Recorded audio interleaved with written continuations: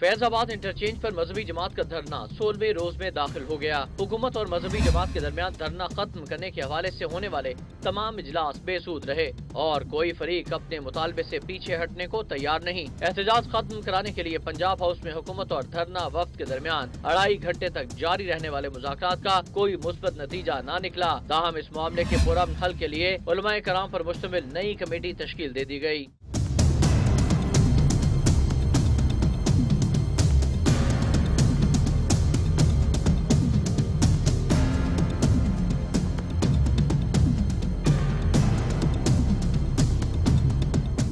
दूसरी जानिब अमन अमान बरकरार रखने के लिए हुकूमत की जानिब से किए गए इक़दाम के बायस शहरियों को शदीद मुश्किलात का सामना है। कई अहम शाहराहों को कंटेनर्स लगाकर बंद कर दिया गया है, जिसकी वजह से स्कूल और कॉलेज जाने वाले तुलबा और तालिबात को तवील सफर तय करके अपनी मंजिल पर पहुँचना पड़ता है। इसी तरह दफातर में काम करने वाले मुलाजमीन भी शदीद परेशानी में मुब्तला है। इस्लामाबाद हाई कोर्ट ने भी हुकूमत को धरना मुजाहिरीन को फैजाबाद इंटरचेंज से हटाने की हिदायत की थी, जिस पर वज़ीर दाखिला ने अदालत से 48 घंटों की मोहलत तलब की। ताहम मुजाहिरीन का कहना है कि मुतालबात पूरे होने तक धरना